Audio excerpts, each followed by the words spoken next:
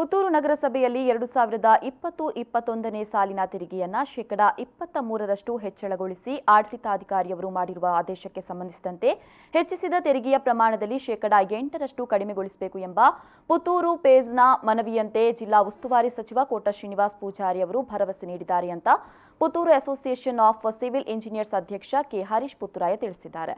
ಸುದ್ದಿಗೋಷ್ಠಿಯಲ್ಲಿ ಮಾತನಾಡಿದ ಅವರು, ಮಂಗಳೂರಿನಲ್ಲಿ ಸೋಮವಾರ ನಗರಸಭೆ, ಪಟ್ಟಣ ಪಂಚಾಯಿತಿ, ಮಹಾನಗರ ಪಾಲಿಕೆಗಳ ಕುರಿತಂತೆ ಶಾಸಕರು ಮತ್ತು ಜಿಲ್ಲಾಧಿಕಾರಿಗಳ ಉಪಸ್ಥಿತಿಯಲ್ಲಿ ನಡೆದ ಸಭೆಯಲ್ಲಿ ಸಚಿವರು ಈ ಭರವಸೆಯನ್ನ ನೀಡಿದ್ದಾರೆ ಎಂದಿದ್ರು.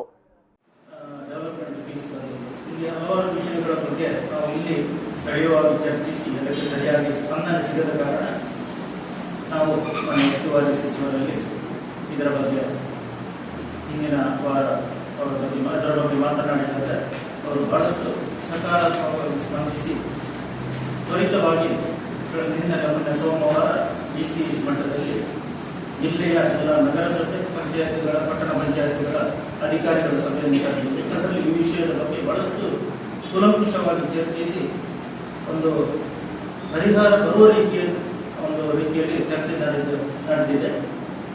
ಇದರ ಬಗ್ಗೆ ಬಹಳಷ್ಟು ವಿಷಯಗಳನ್ನು ಚರ್ಚಿಸಲಾಗಿ ಪುತ್ತೂರಿನ ನಮ್ಮ ಸದಸ್ಯರು ಅಥವಾ ನಾವು ಪೀಸ್ನ ವತಿಯಿಂದ ಬೇಡಿಕೆ ಇಟ್ಟಂತ ಹಲವಾರು ಬೇಡಿಕೆಗಳಿಗೆ ಬಹಳಷ್ಟು ಸಮಯವನ್ನು ಕೊಟ್ಟಿದ್ದಾರೆ ಮತ್ತು ಅದಕ್ಕೆ ಸಕಾರಾತ್ಮಕವಾಗಿ ಕೂಡ ಸ್ಪಂದಿಸಿದ್ದಾರೆ.